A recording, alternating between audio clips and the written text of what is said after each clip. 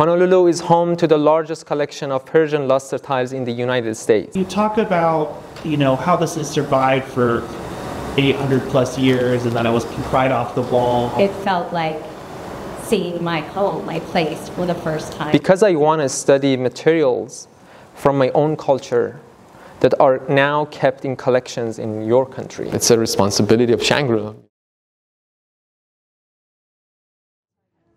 Aloha, everybody. Thank you all so very much for joining us on this Friday evening. My name is Naveed Najafi. I'm the Associate Director of Programs and Social Practice at Shangri-La Museum of Islamic Art, Culture, and Design. And we're so honored to partner with the UH Philosophy Department and our esteemed host, Dr. Tamara Albertini, partnered with us to present this illuminating lecture. How many folks have actually been to Shangri-La? Oh, a lot of folks, something great. And for those who have been to Shangri-La, you've been on the tour, you've likely encountered the Persian ill-counted lusterware tiles that we have. And over the years, since Shangri-La has been open to the public in 2002, the interpretation of the tiles and the presentation of the tiles has shifted, and really considerably over the last few years. And I feel like it's all kind of been leading up to this moment.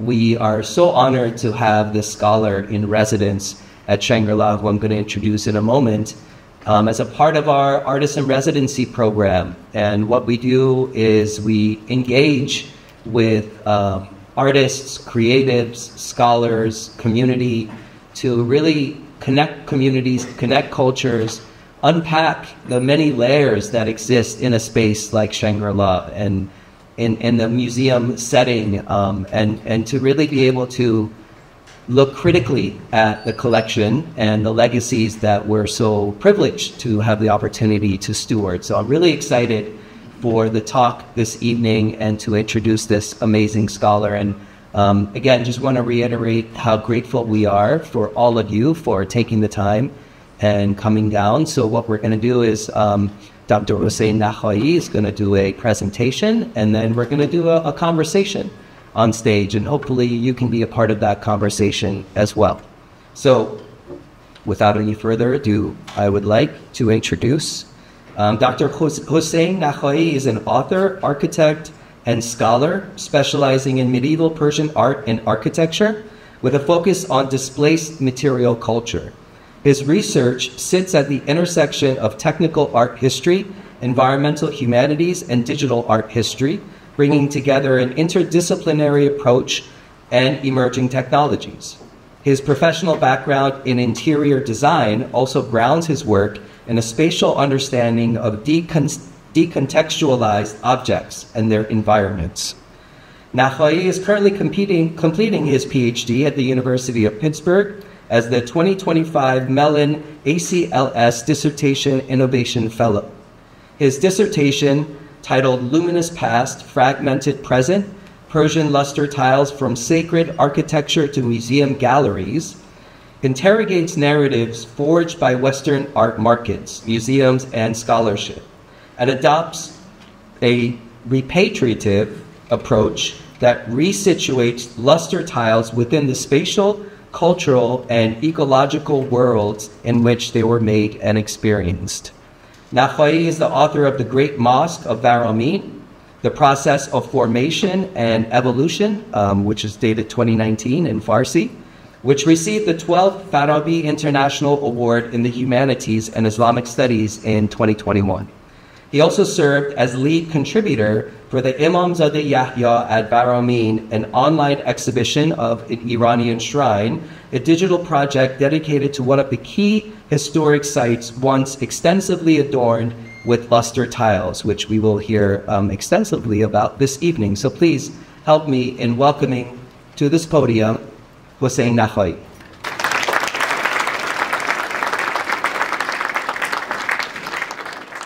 I want to thank Doris Duke Foundation for Islamic Art and all the lovely people at Shangri-La Museum of Islamic Art, Culture, and Design for being such a wonderful host. and making this event happen. Before I begin, I want to acknowledge the native Hawaiian people, the Kapuna and communities who care for this Aina, this land that is not just soil, but memory, lineage, and ancestor. As a guest here, I recognize that relationship to land carry histories of care, disruption, and resilience. I offer this acknowledgement with respect for those ongoing histories. I'd like to begin with two stories that I hope will give you some context for this talk. First is my own story of coming to the United States from Iran. 5 years ago, in November 2020, right in the middle of the pandemic, I went to the US consulate in Dubai for my student visa interview. The officer asked me many questions, but only one of them has stayed with me ever since. After reviewing my research plan, which in fact was about Persian luster tiles, he looked up and asked, "You are Iranian. Your research is on Iranian art and architecture, and your advisor also seems to be an Iranian. So why you are coming to the US?" I told him it was a very valid question actually, and my answer was simple. Because I want to study materials from my own culture that are now kept in collections in your country. He didn't respond, but I think that short answer was compelling enough. My visa was eventually approved, though it took 5 months to be issued. And now, 5 years later, I'm standing in front of you sharing part of that research. But why am I here in Hawaii? That brings me to my second story, a story of a map. The topic of my research, which I will talk about in depth later tonight, is Persian luster tiles. When I began my PhD program at the University of Pittsburgh, one of the first things that I did was to create a map showing the global distribution of these tiles, which you are seeing now on the screen. Each circle on the map represents a collection. The size of the circle reflects the number of tiles it holds. Whenever I show this map to friends and colleagues, the first question they ask is, "What is that dot in the middle of the ocean?" And when they realize it's Honolulu, there's always a moment of surprise. But it's true, Honolulu is home to the largest collection of Persian luster tiles in the United States, the Shangri Museum of Islamic Art, Design, and Culture. Its collection, although depending on how you count, for my friends at Shangri-La, I count the mihrab as 65, not 1, even surpasses that of the Metropolitan Museum in New York. Reflecting on these two stories while preparing for my talk, I realized that as someone who traveled thousands of miles from Iran and is now just a few miles from one of the world's largest collection of Persian luster tiles, the most meaningful thing that I can do and share is to talk about the buildings these tiles once decorated for centuries. In this talk, I'll focus on the architectural context of Persian luster tiles. Though there are many other layers of context worth considering, I want to show how reframing these tiles, not just as exquisite standalone works of art, but as fragments of architectural spaces, opens up conversations about displacement, fragmentation, and even violence. First, let's see what is luster tiles and what was their significance. What we call luster refers to a glazing technique that produces an iridescent metallic surface on ceramics. This technique was likely first developed for decorating glass in the 8th to 9th centuries and was later adopted for use on ceramics. Although the precise origins of luster glazing remain the subject of scholarly debates, Egypt and Iraq are generally considered the most the most probable centers of its very early development. Compared to many types of ceramics which are fired once in a kiln, luster vessels and tiles needed to be fired twice. The luster glaze, which is an ultra-thin layer of metal oxide, is formed after the second firing. Achieving the desired color and quality required precise proportion of ingredients and careful control of oxygen and temperature, making this technique both difficult and highly labor-intensive. While this technique was initially used for making vessels, it was later adopted for architectural decoration. There are early examples of its use in buildings, such as the Great Mosque of Cairo in Tunisia, but the widespread architectural application of luster tiles became most prominent in the 13th and 14th centuries in Iran and its surrounding regions. Luster tiles were used in a variety of building types, from royal palaces to observatories, from sacred shrines to the tombs of Sufi saints. Of the 42 identified sites with luster tiles, 23 are funerary spaces, which highlights the strong association between these tiles and commemoration and sacred spaces. The specific use of tiles within these buildings varied depending on several factors, such as the importance of the site and the wealth of the patron, but in a complete form, they were installed in 4 key areas: cenotaphs or sarcophagus, which are freestanding structures that are the focal point of funerary spaces, typically located at the center of the building and designed to allow for circumambulation. Mihrabs, which are located on the Qibla wall to indicate the direction of Kaaba. And dado tiles, which are the lower portion of the interior walls, covered up to almost 4 feet. And door frames, which are surrounding the entrance, forming a visual and symbolic threshold. What's important here is that, with the exception of some high sections of mihrabs or door frames, most of these tiles were installed at an accessible height. In other words, they were meant to be seen, read, and touched by pilgrims, visitors, and worshippers. Many of these spaces were dark or dimly lit, which made the shimmer of the tiles especially powerful and transformative. Beyond their visual qualities, luster tiles are also distinguished by the extensive inscriptions they carry. Many tiles include text, sometimes large and prominently raised at the center, and oftentimes smaller and arranged along the borders. These inscriptions range from Persian poems, poetry, and Quranic verses or other religious texts to historical information, such as the name of a workshop or the identity of a deceased on the tombstone. Like their inscription, their visual imagery on luster tiles is remarkably diverse. While some tiles feature purely vegetal motifs, many others incorporate figural scenes. For a long time, scholarship operated under the assumption that figural imagery belonged to secular buildings, while religious architecture was confined to non-figural ornament. However, multiple counterexamples challenges this idea and show that the relationship between imagery and function was more complex.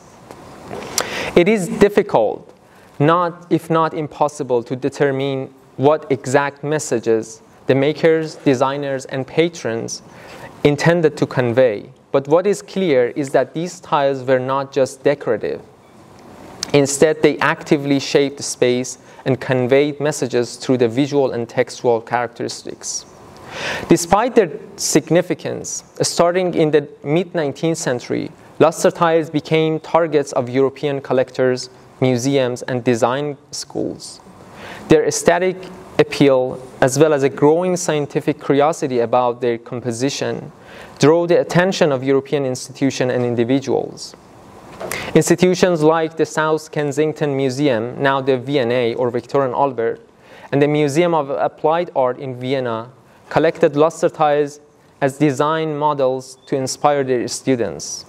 Others, such as the museums in France, which one of them was the state-run porcelain factory and its research lab, were more interested in analyzing their chemical composition and glazing techniques. The extraction and dispersion of these tiles were facilitated by the expansive networks of colonial infrastructure in transportation systems, bureaucratic access, and global trade routes. European collectors also relied heavily on their local partners in Iran. These include Europeans who had long-term residence in the country. Iranian collaborators were also involved, ranging from high-ranking officials to local agents who directly participated in removing these tiles from buildings. As a result of those cooperated efforts, between the 1860s and the early 20th century, thousands of luster tiles were illegally removed from architectural sites and shipped to Europe and beyond. These tiles found their way into museums, design schools, and private collections, particularly in London and Paris, but their dispersion now spans the globe. Today, luster tiles can be found in over 100 museums and private collections in 30 countries. In the United States, luster tiles can be found in 29 museums in 21 different states. These tiles are often considered highlights of their respective collections, including here at Shangri, but their presence in museums came at a high cost. Their original homes were stripped of their surfaces. What remains in those buildings are bare walls, and in some cases, small fragments of tiles that were left behind. In this slide, you can see some of the imprints of tiles above the mihrab in the Emamzadeh Yahya in Varamin. The controversial removal of luster tiles has left two lasting impacts on their life after being detached from their original architectural setting. First, because these removals were illegal, they were rarely documented, meaning that dealers and intermediaries often did not disclose the original location of the tiles. In many cases, this was intentional and meant to obscure the origin of the objects, most of them sacred standing spaces. As a result, for a large number of these tiles, we do not know which building they originally come from. In his correspondence, the agent of the South Kensington Museum talks about the challenges involved in trading these tiles, especially the tombstone on the right, which is now on display in the V&A in London. He says, "It will be readily understood that such an object as this monument could not be easily or openly obtained. It was, I understand, removed from the shrine to which it belonged some years ago and hidden underground until an opportunity of smuggling into Tehran, which is the capital of Iran, could be found.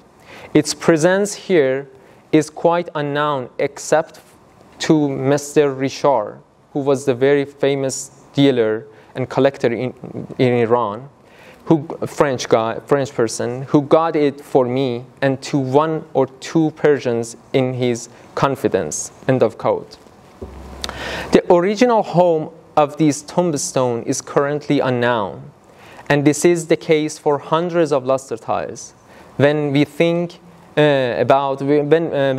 about this on the scale of thousands of tiles and over 40 architectural sites, we begin to understand how immense the damage is and how complex the task of reuniting these tiles become.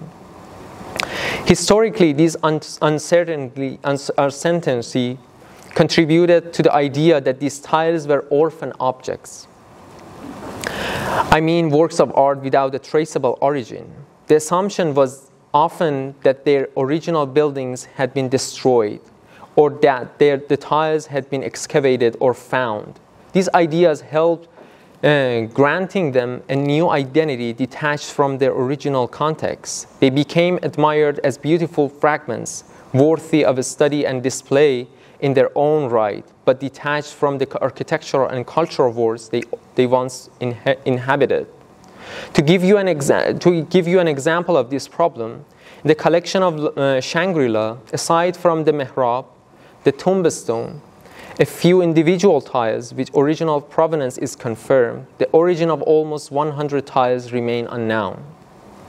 This is a significant gap in our understanding, and is the reason why researching their provenance, reuniting them with their original context, and reimagining their architectural setting is such an important work.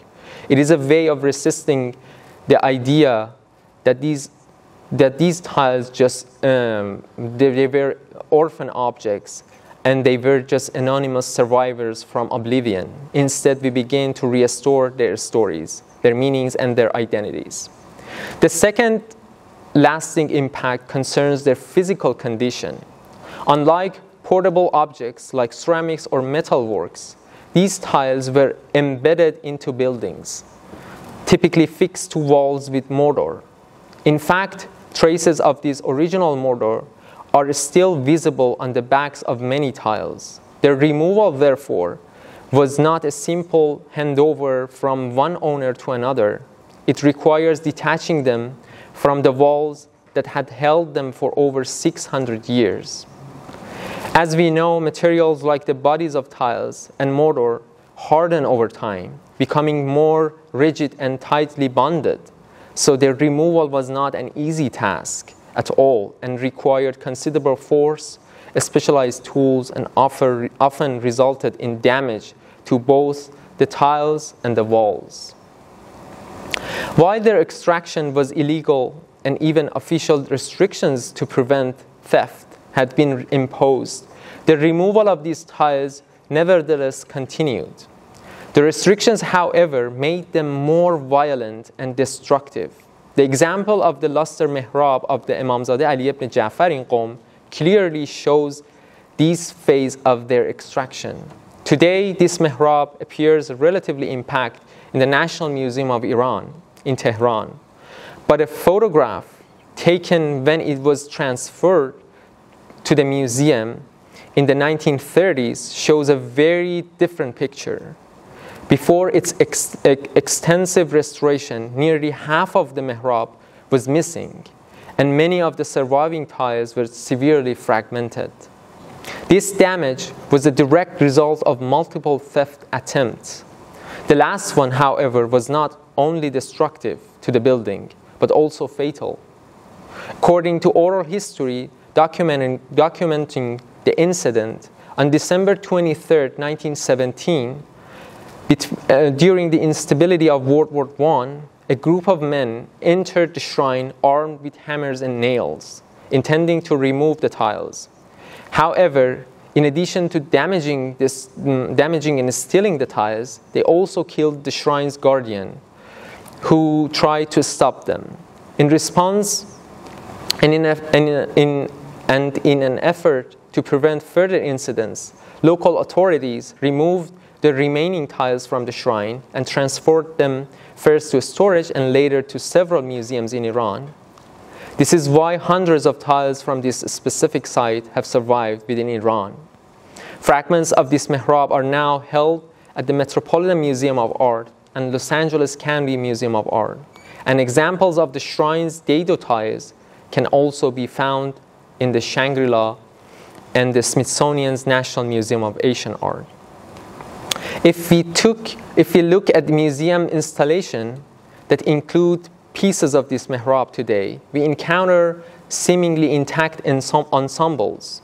While specialists may detect subtle markers distinguishing original from restored sections, general audience are given no indication of the traumatic history these pieces have endured.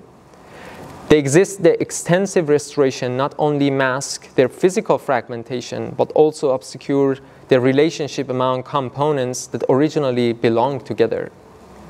Even if the mihrab was complete, exhibiting it outside its original context, detached it from the architectural program for which it was intentionally designed.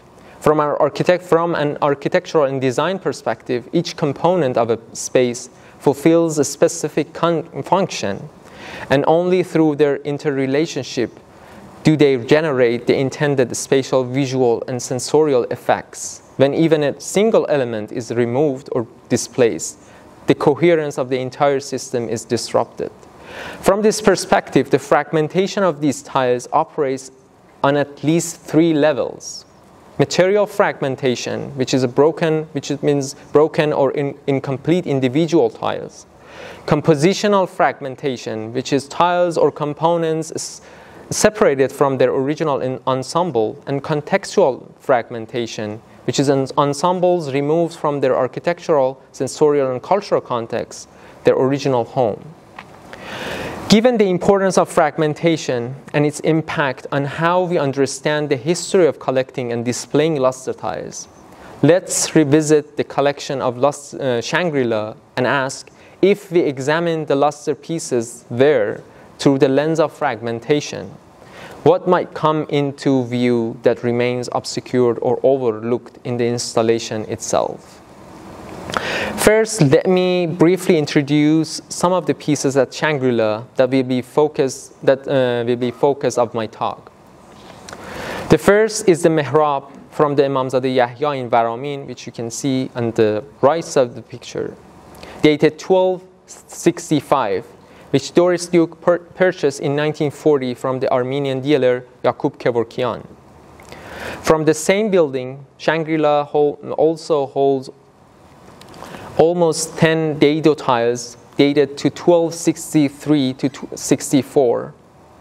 Another important luster piece in the collection is the tombstone from the Emamzadeh Khadija Khatun, which is in the middle of the image, dated 1313. Surrounding this tombstone are 10 luster tiles from another mihrab dated 1310. These 2 pieces were acquired from the same dealer in 1940. There are also 2 tiles attributed to the palace of Abagha Khan in northwestern Iran on top of these mihrab tiles. In front of the mihrab are located luster star tiles and monochrome cross tiles, most of which were purchased from the Iranian dealer Ayub Rabbeno. The first layer of fragmentation I want to address is the physical breakage these tiles suffered during their removal. I will begin with the mihrab, what we see today appears to be a largely intact ensembles, but much like the Qom mihrab discussed earlier, it contains missing tiles and evidence of significant fragmentation. Let's look at the earliest photograph taken after the mihrab's removal from the Emamzadeh Yahya. This image, taken in Paris sometimes between 1900 and 1910, documents the mihrab after it was brought to the city by an Iranian elite, Hassan Mustafi al-Mamalik, for sale. It reveals multiple important realities about the ensemble. First, although the majority of its tiles were brought together, several were already missing, likely detached before Mustafi and his partners removed the entire mihrab.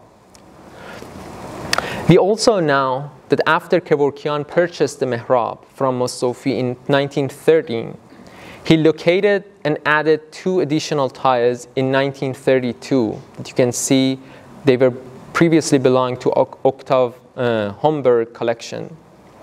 As for the other displaced pieces, the first tile of the outer border is now in the Denver Art Museum. The third tile is in the Hermitage Museum, and the second tile in the row surrounding the inner niche is preserved in the Museum of Applied Arts in Vienna. The remaining missing tiles have not yet been identified. Second point, based on the inscription on the tiles, which are all Quranic verses, it becomes clear that many tiles are misarranged in the current installation of the mihrab. This includes tiles from the outer border, the row surrounding the inner niche, and even one of the large columns. In the visualization on the right, I have repositioned them according to their correct location. Third, the last tile on the lower left is partially buried in the floor at Shangri because of the limited space in the mihrab room. Both the jumbling of the tiles and the burying of the end of the inscription demonstrates that the mihrab was treated primarily as a decorative surface, its sacred text and meaning overlooked and disregarded. The last point concerns the mihrab's fragmentary condition. As the photograph shows, many of the tiles were already broken or severely damaged at the time it was taken. In contrast, if we look at the photograph taken after Kevorkian purchased the mihrab and exhibited it publicly in 1918, most of these fragments are barely visible. It is likely that the dealer undertook extensive restoration in preparation for the public display. We know that such exhibitions were often organized by dealers for marketing purposes, so it is not surprising that the mihrab was heavily restored to conceal the damage evident in the earlier image. To illustrate the extent of this fragmentation, I created this visualization after closely examining the mihrab. I must admit that I had not realized how fragmented it truly was. I had assumed the tiles had been removed in relatively better condition. In reality, even under the supervision of powerful officials like Mustafiul Mamalik, and with what we might assume was enough time and equipment, the tiles were badly broken during the removal. A similar level of fragmentation is visible in other pieces in the collection, both on display and in the storage. Among them, I will focus on luster, star, and cross tiles, since they show new insights on how these pieces were treated following their removal. Similar to the mihrab, there are several examples in which fragments have been pieced together to create what appears to be a complete tile. In some cases, unrelated fragments, sometimes bearing different visual or textual content, were inserted simply to fill missing areas and complete the design. When portions of an inscription were missing, restorers occasionally added imitation of a script, as you can see in this image, not to convey meaning, but merely to provide a sense of visual continuity. These additions are not legible texts. They are purely non-semantic filler shapes.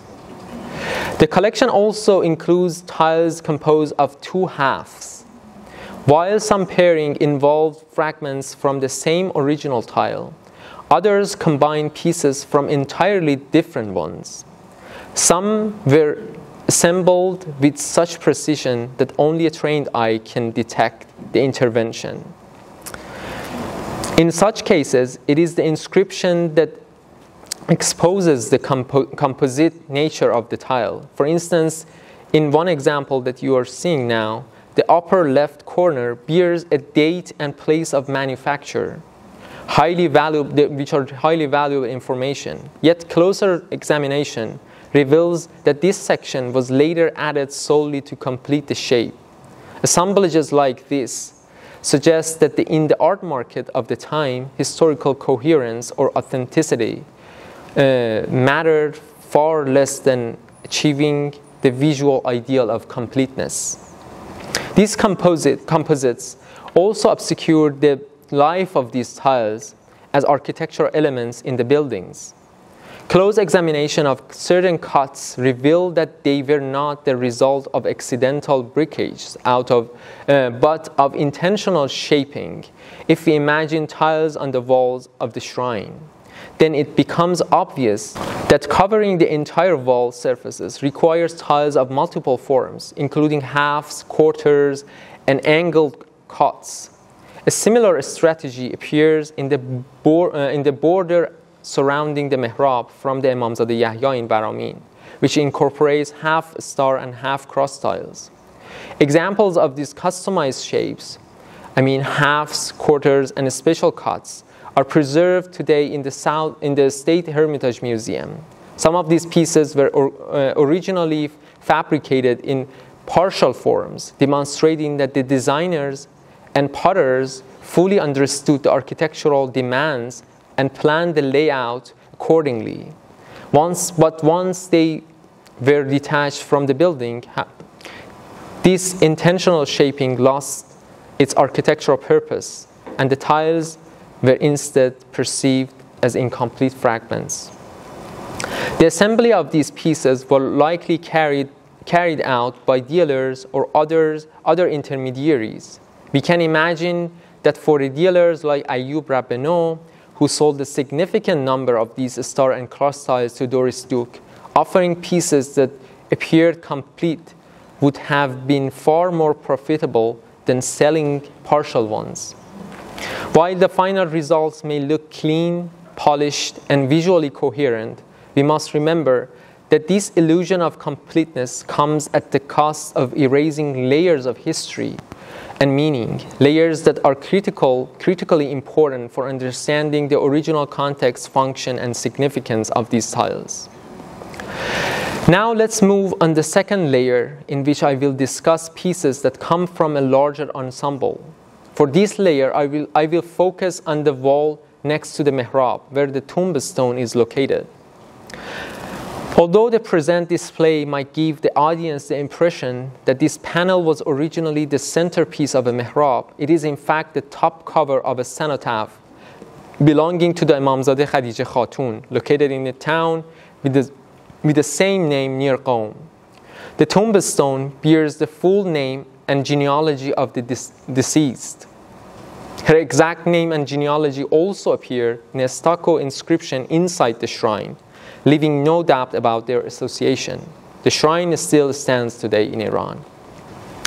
Similar to the mihrab and star and cross tiles, the tombstone shows multiple signs of breakage, suggesting that it fractured in several places during its removal. But here I want to move beyond the literal meaning of fragmentation to argue that the object itself should be understood as a fragment. To see why, we need to zoom out and consider what a complete luster cenotaph looked like. Although most examples have been destroyed or dismantled, there is evidence of a few of them that allow us to imagine what a luster cenotaph might have looked like.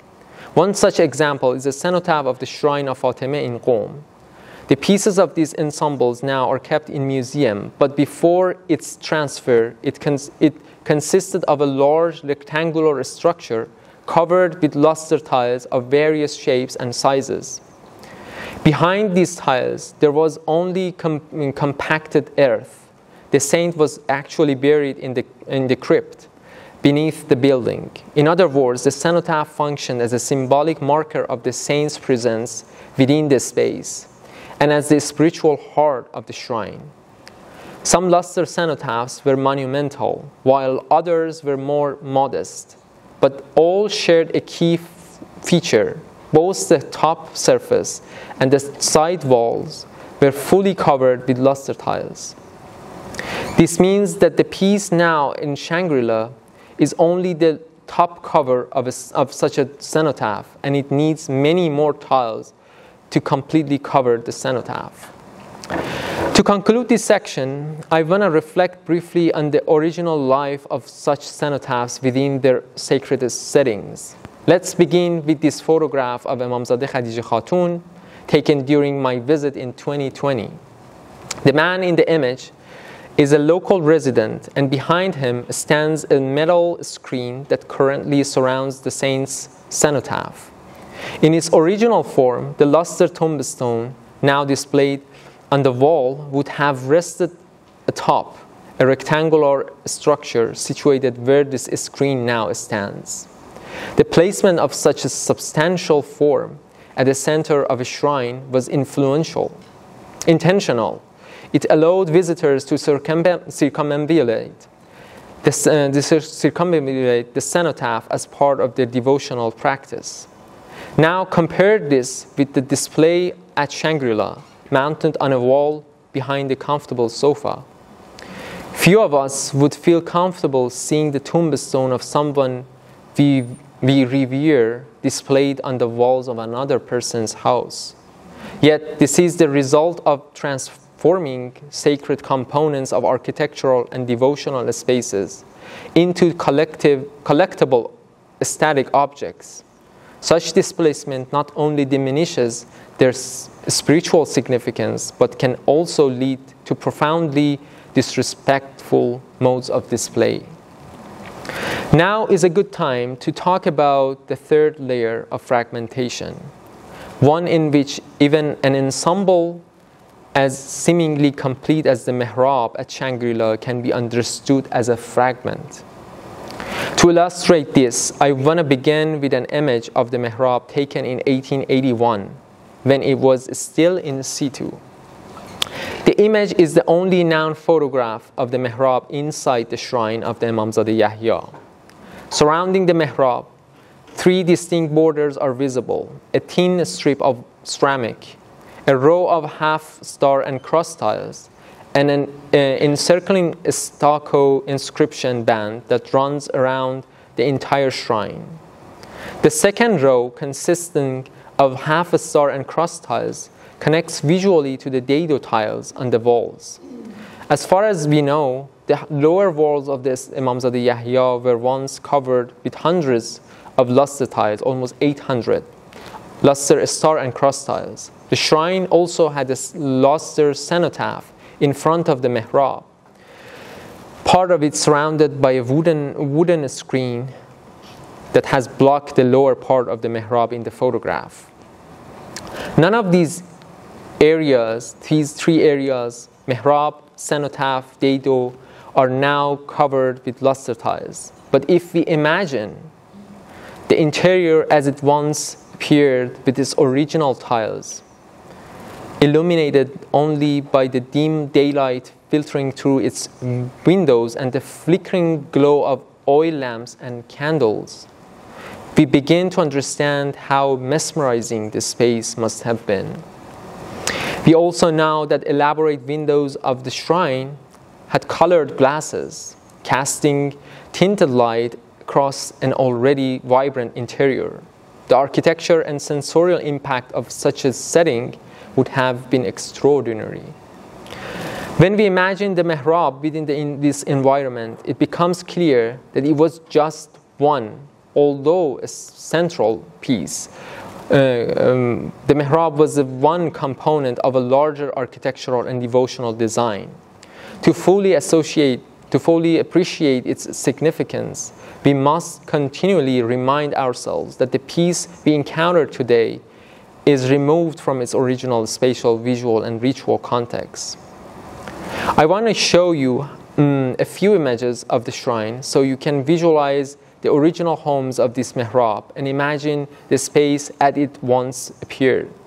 The first is the mihrab void, showing the empty niche that remains today. Only traces of half-tiles impressions are still visible. The dado tiles were replaced with new ones, likely in the early 20th centuries, perhaps to conceal the marks left by the original tiles. The cenotaph has also been replaced multiple times and is now represented by a plain stone block covered with textile inside a metal screen. The tomb once had a wooden door, recently identified by a colleague in a catalog, but it is no longer in the shrine. Despite these losses, much of the stucco decoration remains. Above the mihrab and in all four corners of this space are exquisite stucco inscriptions and patterns. Even in their present state, they attest to the exceptional quality of the tomb's original ornamentation. But imagining the shrine with all its components intact, mihrab, cenotaph, dado, windows, and stucco, reveals a vastly richer visual and spiritual environment. Now looking at the luster pieces in the mihrab room together, we begin to see that each one is a fragment of a larger structure, and that despite their differences in shapes, size, meanings, and context, they now sit side by side in a single space. Viewed through the lens of fragmentation, their coexistence becomes increasingly strange. Although fragments and fragmentation of these pieces have often been overlooked in scholarship and museum displays, their original size and communities continue to preserve their memory. A striking example can be found at the Emamzadeh Yahya in Varamin, where a single luster tile fragment has been installed above the empty space of its mihrab. This small shard is the only surviving tile in situ from more than 800 tiles that once covered the shrine's walls and cenotaph. A similar care toward fragments appears in the work of contemporary Iranian artist Abbas Akbari. In his 2023 exhibition, he drew attention to the forgotten shards stored in museum collections by incorporating their images into complete tiles compositions. Rather than concealing fragmentation through restoration, his work foregrounds absence, making the missing parts visible and emphasizing the layered histories of destruction and loss embedded in these objects. Akbari's works is not only an artistic intervention, but also a commentary on the profound rupture caused by a fragmented heritage. His works reflect the enduring connection people feel toward these artifacts, not merely as static objects, but as integral components of cultural and historical identity. We witnessed a powerful example of this connection on Wednesday, when a virtual initiative to reunite the mihrab of the Emamzadeh Yahya with its original home and community in Varamin was warmly welcomed by local residents. Thanks to the director of the Cultural Heritage Office in Varamin and my colleagues at Shangri, we were able for the first time to see both the mihrab and the mihrab void simultaneously. We stood before the mihrab in Honolulu while the community in Varamin viewed the image while seated before the empty niche.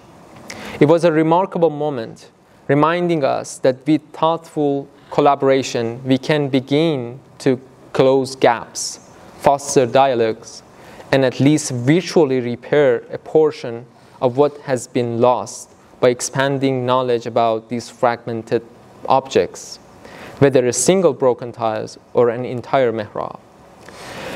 When we meet these pieces again, we need not see them as orphan objects. Each tile holds a story. Though fractured, scattered, and displaced from their original home, their histories endure and continues to echo far beyond the museum walls. Thank you so much. I have a lot of questions, but I'm hoping that folks from the audience will also have some questions. So just to start, I think a little bit of context for folks that may not know a lot about the shrine, and specifically the Emamzadeh Yahya shrine in Varamin, which the mihrab that is currently at Shangri actually originates from. Can you tell us a little bit about the religious significance of that space? Yeah, of course. I mean, the saint who is buried there was murdered actually in 9th century, and we have evidence of having the burial place for him from at least 10th century. So it was a very important kind of figure in that region in terms of because they made a structure for him from 10th century and then restructured, made new spaces. But yeah, I mean, for especially for the Shiite branch of Islam, these saints are very important because they are descendants of the prophets, and they are very people have very special relationship with them. They go to the shrines. if they have any problems, you know, they pray and then they give answers, and then they come back and tell other people that, you know, I had a problem, it was solved, and then people came back and they start donating. There are lots of endowments for some of these shrines, and we have a lot of them. Some of them are, you know, have a clear genealogy. We know that that person is buried. Some of them are just symbolic. The person is another place, even outside of Iran, but we have something. So especially because, well, you know, the majority of Iranians right now are Shiites, so those places are very much kind of in the center of attention of public, right? And you know, there are lots of investment on these places. But yeah, I mean, there are so many levels of interaction in the society. You know, we have a public interaction with these places, and there are other you know, layers, for example, the government or stuff. But based on the evidence that we have, it is obvious this sort of investment in architecture. It seems that, you know, they were very these places, especially some of them, including Emamzadeh Yahya, was very much respected throughout the history. Because, you know, this investment, which is, we have such an investment in architecture and decoration in the high level buildings that we have, for example, the palaces. So it tells how important these buildings was, which is a very interesting feature of this building. And it's not surprising, you know, the city of Varamin that we know is now a smaller city, but in the time that these tiles were commissioned, it was the capital of the state at that time. But again, you know, it was a center of Shiites, so that's why they invested a lot on this place. Mm-hmm. Yeah, I think that's also fascinating for folks who may not know. So at that time, this is known as the Ilkhanate period, where the Mongol Empire had actually invaded Iran and taken control. So Varamin was the capital of that Mongol state in Iran? There is, you know, we have a very famous city called the Rey, which was mentioned in many sources, Western sources. They call it Ragas. It was a very important city, and that city is very close to Varamin. When the Mongol came to Iran, that city, which was already very much in a very bad kind of state, it was collapsed actually, and then the Rey was the capital of that region. We call it Iraq Ajam, right? It's for example, we have two Iraqs, you know, Iraq of Arabs Iraq, and Ajam's Iraq means Persian's Iraq. So Rey was the center of Iraq Ajam actually. And then when that things happened after Mongols, Varamin took the place of Rey actually and became the capital. So, and both of them were Shiite. Majority of them were Shiites, and became a very much, you know, center of Shia. We have many scholars who were there. They made a huge mosque. This building actually is one of Varamin's buildings. Varamin was in a very important city in the 13th, 14th centuries. There are lots of people, and even this commission tells a lot about, you know, the wealth of the city, the power of the people who were there, right? They had a very good connections with the Mongols, which is very fascinating because, you know, those Mongols were foreign rulers, right? But they managed to make connections, and, you know, these buildings, these commissions are in a very turbulent period of history of that region, Iran in general. So it's a very fascinating maneuver that they did, right? So these are coming, it's like a phoenix coming out of the ash, right?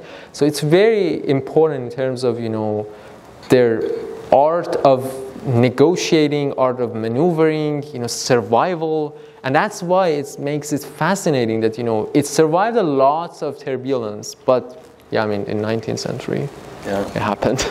Yeah, that's the fascinating part of the conversations that we've been having, just to see, you know, that the mihrab at Shangri-La was made in 1265. And it has, like to your point, it survived a lot of turmoil, a lot of invasion, right up until the 19th century. right, until it was removed. For me, I think one of the more striking realizations is the images that you showed of the extensive fragmentation of the mihrab. And the title of this talk, Everything You See is a Fragment, I think if you really think about that, it's really illuminating, and it's kind of startling, actually. You know, in a museum context, things are oftentimes put together in a way that kind of create an illusion, right? And that illusion, oftentimes museums, and Shangri-La is just as guilty, will often run with that illusion and create a narrative around that illusion that sounds really nice, right? And it makes it very compelling. But I think the reality, the real story is 100 times more compelling when you actually get to experience that. So can you just talk a little bit about, you know, in your experience, and I think what's interesting too is that for folks to realize that you've been working on this for years, and you've spent a lot of time in the shrine, and your first interaction with the mihrab tiles was actually just this Monday, this week. So in your experience, can you just describe a little bit what that, you know, interaction was like for you this week, and also you know, how you communicate with audiences this idea of fragmentation and kind of dispelling that myth. And I want to come back to that for my follow-up question to that, but just talk a little bit about your experience. I mean, you know, there are I had lots of thoughts. I had to prepare myself to come to Hawaii, right? And it's, yeah, I mean, I'm absolutely right, because I was just thinking that, you know, seeing the shrine for over 20 times, almost 20 times I went there for research, sometimes for just go see this, because it's a very innocent building. And from the architectural history perspective, when you see a building that hasn't been touched a lot, you become so happy that, you know, you can work a lot, because many of these buildings have been restored. I don't like, it's good that they've been restored, but sometimes they go so far. But that building is very much, you know, you can smell of the oldness, right, and the purity of the building. So for me, I mean, and again, combining these things with my architectural perspective and thought, I just thought that, you know, how beautiful this building was when this thing was there. Because now when you go there, I showed you some pictures of the stucco decorations, but when you imagine all of these colors in that building, it becomes completely different, right? Even we have this kind of misunderstanding of the history of architecture, mostly written by Europeans, that they were just talking, these buildings didn't have colors, right? Even because, you know, they couldn't see the colors. So we decolored the buildings by these acts, right? But when I just saw that thing, first, I thought that, you know, this is a very humid space. Because Varamin actually is next to the desert in Iran. So it has a completely different environment, right? Now it's in the ocean, so it's a, you know, 180 degree kind of different.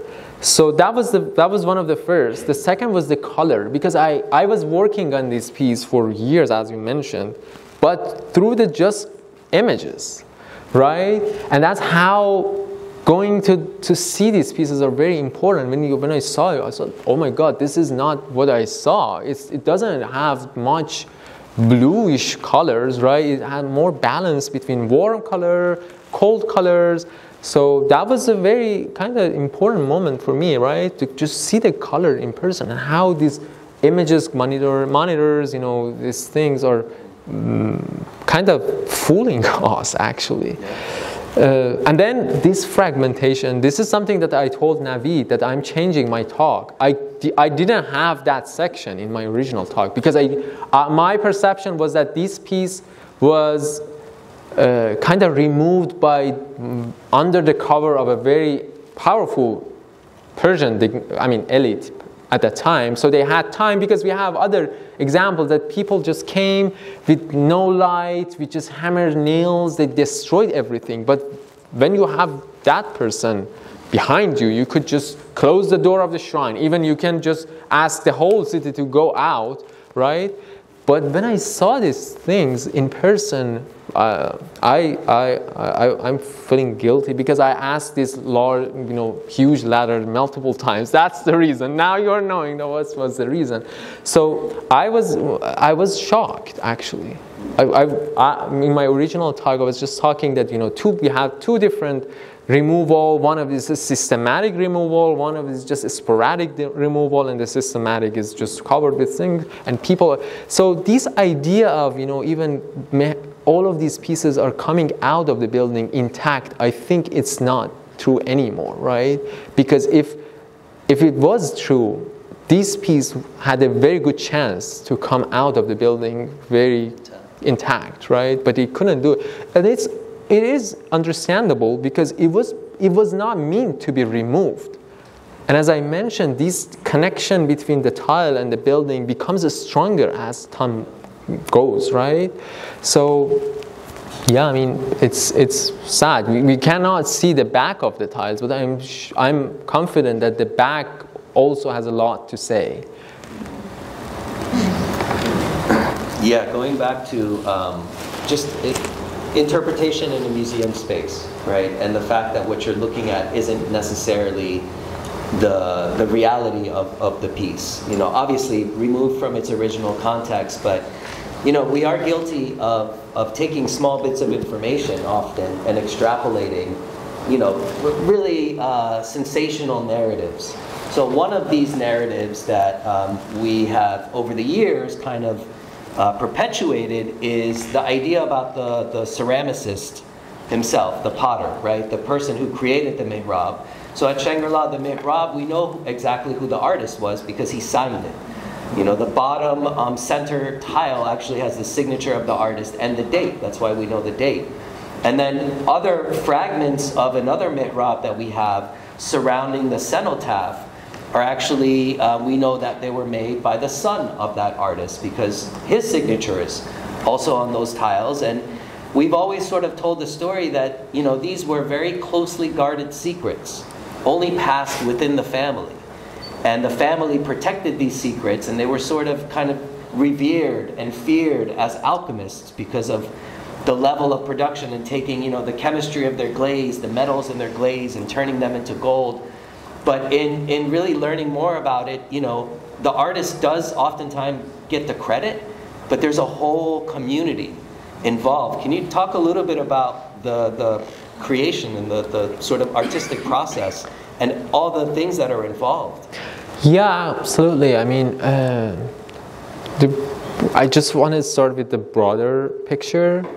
As you mentioned, for this idea of emphasizing on the artist's names, this is one of the kind of symptoms of something bigger that we have in the scholarship of luster tiles and generally in the study of Persian art, everything, right? That we have lots of legacies of Orientalist thinking and mindset, European kind of art historical narratives that they just wanted to fit it into this scholarship. So this overemphasis on the names is coming from that. It's a very much the idea of artist genius, of Renaissance. This is something that it was not meant to be, right, in this thing. Although it tells a lot that why they signed it, because we have, for example, buildings in Iran that doesn't have a signature, because they didn't, have this idea that I have to, left my name on the building. So for these pieces that we have named, it tells something about them. But back to your question, and combining them with this idea of how we are seeing these pieces, which we are seeing them actually from to be honest, from the lens of European dealers, connoisseurs, collectors. So we are just repeating their language, what they wanted us to see, That's why, for example, the fragments, that's why I included the image of Kevorkian. We are looking at what Kevorkian made for us to see, right? The dealer, because right after he bought it, he just restored the thing. And now what we see is just his work, right? So this is very important. And again, this idea of production, the term that we use for luster tiles actually is a European term. In Persian, we call them, in historical texts from 13th century, they were called two firing pieces or pots or vessels, whatever. The technique of luster was called two firing. So it refers to the production, not the visual aspects of these pieces. And I started working on these manuscripts from exactly this perspective, that where are the laborers? You know, they couldn't do this process just by one person or a name, because these manuscripts are talking about the extraction of minerals from mountains, and then the alchemists involved, because some of these minerals were so dangerous, so they couldn't handle, the potters couldn't handle arsenic, the minerals that had arsenic, because it's poisonous, right? So there were many people involved, extracting, even trade. We just had talked about the tin glaze and this thing. We didn't have tin ores in Iran, so they had to import tin from what is now Malaysia, but it was recorded in our text China. So this is so we have trade, we have labor, we have environment. They have to be close to those mountains that have these minerals, right? So when you look at the tiles from this perspective of production, then you realize that, you know, why they were called two firing, right? Why their production was important, and why it kind of continued, but the quality was, you know, increasingly decreased after the Ilkhanid, because they, you know, they were very good at trading, you know, providing materials. So again, we saw these pieces, revisit these pieces from the fragmentation lens. There is a need to review the whole story of these pieces from the production perspective, and then they become something else. I have made a visual kind of analysis of these texts from the mountain to the tile, to the result, right? You know, and it's huge. When I myself look at that kind of chart, I blow my mind, you know. It's huge. And then, you know, so it was a very labor intensive production process. And I think one of the main reasons of their value was not just their iridescence or visual features, which is again, you know, the kind of projection of other people's idea. Probably was the production. Is the art of creating these tiles lost now, or? Asking if the art of creating these tiles are lost now. No, actually, thank you for the question. We have multiple potters that can make these things. Even Mr. Akbari that I mentioned, he is a professor and artist at the same time. He's making luster. He even made 2 luster mihrabs based on one of the examples that we have in Berlin. So the technique is there, the knowledge, because we have texts, you know, they were very clear, right? Naveed mentioned that, you know, these texts exist, the mystery of, again, this various kind of secret of luster production. It was not a secret, right? Although it was hard to achieve, but, you know, the texts were there, the formula, and I read them. It's very clear, even for me, which is not a specialist, I could completely kind of write down the whole process. So you just need some sort of, you know, although the kiln itself is an art, you know, art of firing is something very serious. If you have all of the ingredients, you have to have that sort of, you know, being master in working with kiln. So, but ingredients and techniques is there. So we are very fortunate to have potters that can make lusters. Even they are going outside. I hope, for example, one of them can come to Shangri-La, and, you know, even they are, one of them, Mr. Akbari, Dr. Akbari, is going different places, London. He was in Mexico, and last year I was just saying that, if you just,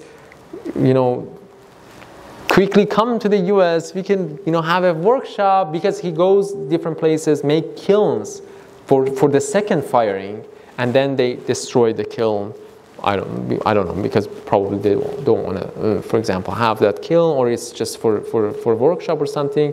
But it's a very kind of live production and process and art in Iran, which is very fortunate. Great talk. That was thank you. Awesome. So you talk about, how this has survived for 800 plus years, and then it was pried off the wall. But I feel like the Doris Duke or the Shangri-La is in a unique position of having to face the brunt of climate change and sea level rise. So I'm curious, I know right now there's not talks of like repatriation, but is that something you would like to see if, like, in the next 50 years, sea level rise does actually negatively impact Shangri-La to the point that it does get inundated with the ocean, and rather than lose the mihrab, it should be instead moved back to where it's originally from? I'll address the sea level rise thing. I think if sea level rise gets to a point where Shangri-La is inundated, we have huge problems. And I think most people realize that that is a very real possibility. So yeah, there's definitely huge considerations that would have to be made for a lot of things, not just the mihrab. Yeah, thank you for the question, actually. I mean, this is something that I was thinking, and I'm still thinking about it. First we have to prepare the very kind of basic condition that the mihrab can survive well. And this is because of that, one of my first impressions was that, this is a very humid and salty actually environment, right? Because, the clay, the back of the mihrab is very much exposed. The fact that it hasn't been destroyed right now or affected, I don't know, maybe because it's very tough, that piece, but it's very, and we have to keep that in mind, that this is just unique. We don't have multiple of this type, right? So it's now, I want to kind of talk from the perspective of responsibility, right? Now that it's here, it's a lot of responsibility for those people who are taking care of, because I actually see it as my kind of, I have a very special connection with it. Now we can tell that whenever we go, just come by the mihrab, I stay there. We wanted to, and that's why, it's very important, because I wanted to be there as much as I can, at least at the time that I'm here, because I just wanted to look at it. I just, even I watched some sort of effects that I saw, and just told Nabi that these are something. So it's very important to take care of it at the first time. But your question about repatriation and bringing back, right now it's not my focus, right? But I'm not being diplomatic, right? Because I have a residency from Shangri. If I had this mind that, we have to start, removing these things, I would start, because I don't have anything to lose, in terms of, things. We have to be careful about, this is a very important cultural heritage, not just for Iran, but for many people in the world, right? But it belongs to the shrine, without any doubts, that why we had this call and why people came. We just brought this idea that we have this opportunity. We didn't ask those people, 30 people, something came, and they were mostly researchers, so they care about this thing. They are looking for it, right? So it's very important. But I mean, right now, as a researcher, I haven't transformed into an activist yet. Maybe in the future. But as a researcher, I think we need to start, kind of making awareness and distributing awareness about these pieces first, right? To just remind, what I am hoping to do for my people, and even people, those communities in museums, to just recognize that what we have, we don't know actually what we have right now. if we start remembering that what these things is, what is its significance, then many things will change in the future. And sometimes, for example, we have future calls for bringing it back or moving it to a museum, right? Another museum inside the US. That would be a possibility. That would be a step. But yeah, I mean, it's very important. What I want to do, and I focus, is first increasing the kind of awareness of the significance of these pieces first. It's very important because, imagine we move it, and then those people who are receiving it, they don't know what it is, or put it in a storage or on the wall of a museum. So what I am focusing mostly is to just specifically for luster tiles, remembering every people that care about these pieces, that we need to revisit the whole story of these tiles. Then after that, when you recognize that these inscriptions are very important, the production are very important, the architectural aspects are very important, I think the call would change, not just you have this, I wanted it back, right? Because that person could say no, right? But we can make better argument, even if it comes to that point. But yeah, I mean, so right now I think that's sort of, revisiting the information about them, how we see them is the priority right now. And at the same time, just preserving its, the whole thing as a material, right? Because it's very important, and it's a responsibility of Shangri. They brought it here. Not the Shangri. The tourists brought it here, but they have to take care of it. And we are watching. I didn't kind of install any camera there, but I will watch that thing. Yeah. Yes. How concerned should the foundation be about the threat of humidity and the stability of the current installation? The question I just want to repeat is how concerned should the institution, should Shangri-La be about its current environmental condition with the humidity and the salt? I'm not a specialist in that area, so I think the first thing is to just ask those people at the highest level of information to just come see, because we cannot say that it has been adopted or something, because again, seeing this piece as a unique piece, right, which we don't have a replica of it, right? So we have to turn on the urgency and see that now that we know we have some metals holding these pieces, that metals can because it was not intended to have those things, they are added to this piece and they can make tensions or whatever they can. So we have increased our information because of some of the research that we are doing, other people are doing. So it's very important to take those things into consideration and act, right? Because if something happened, for example, next year I came back and my diagram of fragments start to increasing, that would be a disaster, right? We saw some of these pieces are starting to crack, right? So it has to be studied very closely. And I think it's very important that one of the probably lessons of just spending time with these pieces, not just as a researcher, for other people, is something, this is a magic of artworks. And even I had this experience with architecture, that if you want to see,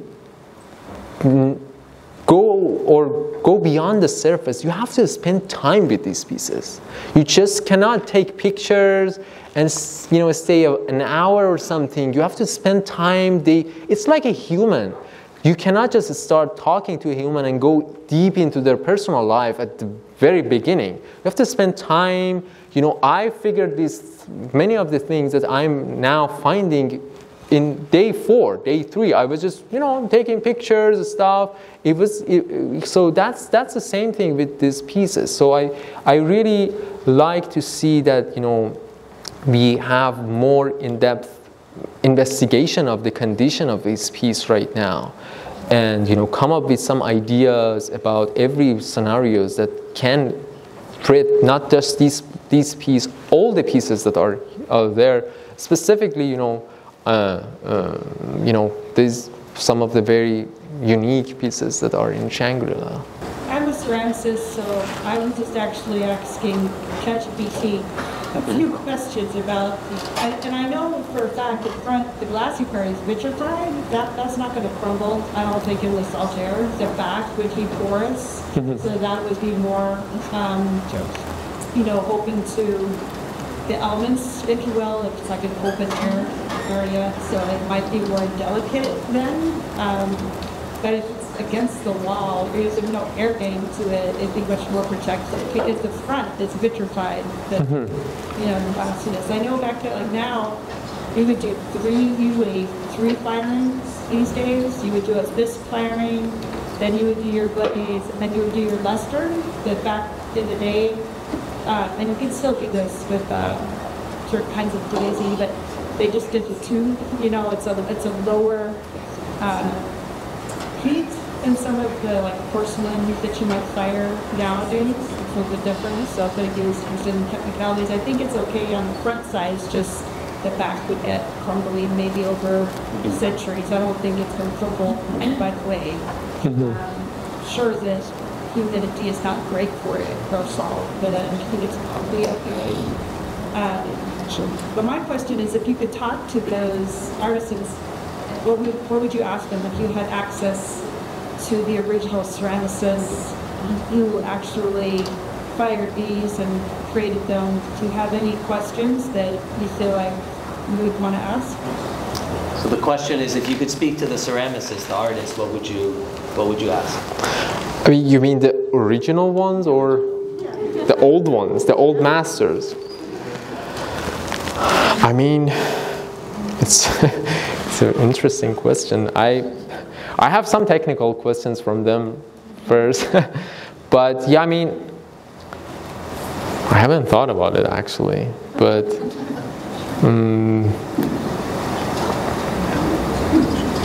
yeah, I mean, I don't know. It's a hard. I mean, yeah, I mean, it's a good question, but at the same time, I was personifying mihrab more than the artist, right? But yeah, I mean, I don't know. I mean, I'm now, because, you know, the reason that I'm kind of sort of, you know, moving around some more kind of different areas is that, you know, now I'm very much engaging with the process. So I probably ask some very detailed questions about the process that they had, because I know this is something that I'm going to invest more in my research, that as much as we know the process, we more appreciate these pieces, right? So the sourcing, you know, how they manage this, bringing, for example, for one of the types of glaze, luster glaze, in one of our medieval manuscripts, we have 21 ingredients for just one, you know, acquiring one glaze. So this is very insane in terms of, you know, the process and complexity, right? So it's very important to know if it was, is it the way that they really produce these things, or they had, for example, other easy ways to achieve some, you know, kind of peacock-like glaze or reflection, right? Their process is mind-blowing from my from my understood from the text. I have actually I'm working on doing some analysis, scientific analysis on these pieces, and compare these texts with the real examples to see what was exactly behind the scene. So if I had access to those guys, I would just skip the scientific analysis and then ask them, right? Because that's a lot of work. Even the Met doesn't have some equipments that I need for doing this research, right? For just sampling the glazes, they don't allow us to do this thing. So if I had the resource to just ask, right? What did you do to acquire these things? But yeah, I mean, I will probably ask about the process. I would say the one thing that is surprising is, so I wonder how long the lifespan was, because there's something called silicosis, which you're breathing in the particles of that very fine dust. It's very sharp, it destroys your lungs. All of those ingredients, you know, we would wear a mask now, and I bet they didn't know to do that then. So they could have really affected their lungs. So I just wonder with that father-son that their yeah, I mean, actually, in this text that I am kind of analyzing, the text of to describe the process, it has a lots of, you know, notes about these things has a very poisonous, for example, gas, or produces gas. So they aware of some of these things, right? For example, the cobalt that I mentioned, we know that cobalt has arsenic. So arsenic is very poisonous. And even the extraction, for example, purification, all of these processes were very dangerous, right? And they were aware of these things, some of them. But the solution that they had to prevent, for example, further damages for themselves or the thing, I mean, it's fascinating to know or pay attention, actually. But as far as I know, they lived a long life, actually, some of them. So probably they had solutions. You had mentioned that you originally thought that a lot of the pieces were removed intact. So is it known, like, what degree the pieces maybe were damaged in transport versus the removal process? Yeah, that's a very good question, actually. We have, you know, we actually worked on the story of these pieces, and it was just released 4 or 5 days ago. And the only source that mentions the kind of the damage of this piece is from its transfer from London in 1931 back to the US. They mentioned that 2 pieces were broken. So that's a good kind of kind of observation to add, that some of these pieces probably were damaged during their transfer, because we know that this mihrab, was installed and deinstalled for 16 times because it was in the hand of the dealers. So the guy, the Kevorkian, he was just moving this piece around, showing it in different exhibitions to find a person who can afford it, buying it, right? So and the piece, this is another fact that we just discovered, that the piece was traveled 6 times between Europe and US. During, for example, imagine 22 times that he purchased the thing. He was just moving it to New York, and then sending it to London, and then back to Philadelphia, and then from Philadelphia to London, and then back to the New York. So that would be something to consider, that, you know, some of these damages probably are from this installation and deinstallation. But the fact that we have already is just that transfer from London to New York, that they mentioned that this piece was damaged because it was actually based in Philadelphia. It was in Philadelphia for 22 years. Kevorkian, the dealer, made a long-term loan to Philadelphia, to the Museum of University of Pennsylvania Museum. And actually, that's a good fact to mention, that he was using the mihrab as a bargaining tool. He was just putting the mihrab there and forced the museum to buy some of other things that he had in order to not calling back the mihrab. So just wanted to have it and just sold, I think, the same price of the mihrab, $130,000 at the time. He sold that much amount of other objects to the museum during the stay of the mihrab there. So that's another part of the saddest story of the displacement of this mihrab. But that was a very good observation. Thank you. How do you think the public, people who care, can spread more awareness of the significance of your research, of this kind of research?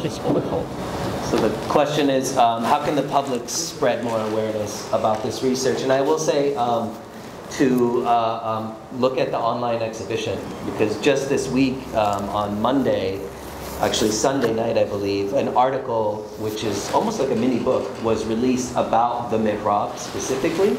But the website really tells the story of the removal of lusterware tiles. So for example, at Shangri, it's been a part of our storytelling about the mihrab since the website launched in January of this year. We have QR codes and we've been pointing people to actually go and learn about it. But yeah, thank you for mentioning. Thank you for the question. Actually, we made many of this information online. So I'm the kind of person that I don't like to just write articles, talking to my fellow colleagues in the university. Because these pieces are kind of exposed to the public, right? So we have to talk to the public about their significance, all of these issues, and that's what I'm very much invested. I hope museums like us, they don't see us as for example, because I'm a very positive person in terms of, collaboration, doing this sort of stuff. But the public thing is one of my main concerns, right? That we have to translate these research in a way that public can understand. So I'm going through, the website is one step, right? We even for that piece about the mihrab, which is 50,000 words, our concern was that we have to make it accessible. So we have a detailed essay because it has to be very detailed and accurate and evidence-based. So we brought that article, long article, but at the same time we have a timeline for those people who wanted to know the whole story in 20 minutes.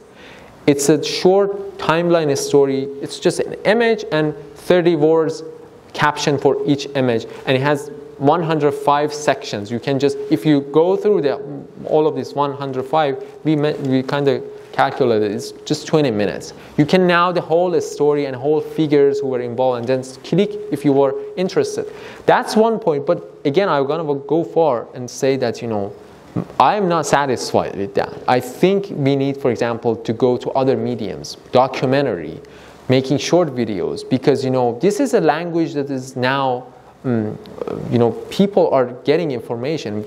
Before coming to Hawaii, I was just watching documentaries via YouTube. I was not reading anything. I'm being honest with myself. So that's the way that even many of us are getting information, but we can produce fact-based documentary, interesting, stories, because it's a very fascinating but it's upsetting story. So it's very important to find, we have to make these things easily accessible and digestible for the public, and that's one of my main concerns. I don't care about tenure job, this sort of stuff. You have to publish things I just want to talk to the audience. And when I was working as an architect, my main concerns was that I don't care about the client who's a dentist or something. I have to make a good place for the patients, right?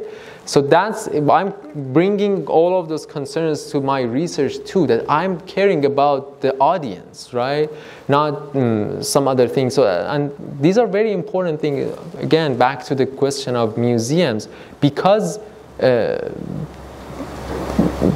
other than that, they go to museums, or for example, they read labels, they see some other information. So we have to collaborate with museums, with centers, and work independently, just make something digestible and kind of interesting for the audience. So we will do. I have this idea of making a documentary or different, filmmaking. Actually, this is one of the area that I wanted to invest more in the coming years. Yeah. And I will say, Shangri-La's accessibility is a big priority for us in storytelling. So we are, capturing a lot of content, like we're filming tonight. We're capturing just throughout the residency experience, and we'll be sharing those essentially at first like vignettes about what is happening in the research, but ultimately, hopefully, all of these pieces that we capture can be put together in a really compelling documentary, because the story definitely warrants it. You didn't destroy it physically, right? But what you are pointing out is now not only the destruction that comes with removing sacred art like the mihrab to a place like the United States or anywhere else, but it's also fragmented. So you really are pointing out a further level of disruption. Just wanted to point that out. Maybe you could have some use for that. Yeah, absolutely. Thank you for that insight. I think that's true. I mean, that level of, there are very multi-layered aspects here that we have to take into consideration. That this is a physical. Even the physical has multiple layers. The meaning of these pieces. For example, when you jumble the inscription, what does that mean? It means that just it's a wallpaper, right? So yeah, I mean, I hope that kind of the fragmentation aspect has changed my research very kind of vastly, actually. And that's a moment of kind of the concept of defamiliarization is something that I'm focusing on now. We have to defamiliarize ourselves with what we already know. Right? We always have this kind of illusion that we know these things, we know these pieces, or we go to museum. It's a noun thing, right? But it's not actually. If you look at it, I usually talk to my colleagues that even I haven't touched many aspects of these tiles yet, because we have a lot of basic things to do first, right? Even the context, the physical things, it has a lot of stuff. I haven't touched inscription, which is a very important, but at the same time complex things to handle. We don't know the world of these tiles right now. What was the kind of connection between text and images? So there are lots of layers, but at the same time, I agree with you that this kind of fragmentation, and because I know that for different areas of research, fragmentation has a different meaning. For example, I had talked with archaeologists. For them, fragments is a different things, right? But I hope with expanding the notion of fragment and fragmentation, we can just find new areas of research and see stuff from a different perspective, which is very kind of important and necessary to think, right? Yeah, thank you. So I know that murals are meant to show the directions of the cover, and I was wondering, when it was moved to the museum, was it placed in a way that still allowed it to have that directional support? No, it's misplaced right now. It's misaligned. It's actually facing in the opposite direction currently. And also some of the, as Hossein was talking about in his presentation, the tiles are put in the wrong position, so the script doesn't actually line up the way it's supposed to as well. Amazing lecture. I was wondering, so the individual luster tiles have so much effort put into them, and each one, it seems to be like so unique. Like, show the video, and it's like, or those photos of them, and each one is just so wildly different. But overall, it's like such a large sculpture. I was kind of, not sculpture, but large presentation. I was kind of wondering, how does it, like the individual unique effort, apply to like the overall scheme of it? Because it's such a large presentation. If I kind of understand your question correctly, you're talking about how this piece put together in original things. Yeah, so this is something that probably we can ask the potter. But yeah, I mean, we actually, it's been recently discovered the kiln of these pieces, because when you want to make fire these large pieces, one of them, especially the hood, is very big, right? So they had to have very large kilns for these things. And the process, for example, if they put all of the pieces of a mihrab in one, for example, round of firing, and then, or it was just two firing, the size of the kiln wouldn't kind of accommodate all of these pieces. It's the mystery, actually. I mean, for me, we have some people, potters, that can talk about it, and I can ask, for example, we talked about the timing of this piece, of making these things, right? This is something that I personally don't know, but it's probably known, but we have to, again, to put it in the context, right? That if they wanted, for example, they had all the material ready, how long did it take for them to make? Because the text that we have talks about, for example, they had to wait for 2-3 days until they can remove the pieces from the kiln. It had to be there. So there were lots of layers of kind of subtlety in the process that you have to go through in order to produce a very good quality luster, because at the same time it was very important to take care of the temperature, the oxygen, everything was very, because it was just like for example a gamble, right? You put many efforts on the things, it goes to the kiln, you do every measurements or every consideration, you take care of every conditions, but it's just, again, it's a kiln, right? It can do many things that's you cannot predict or something.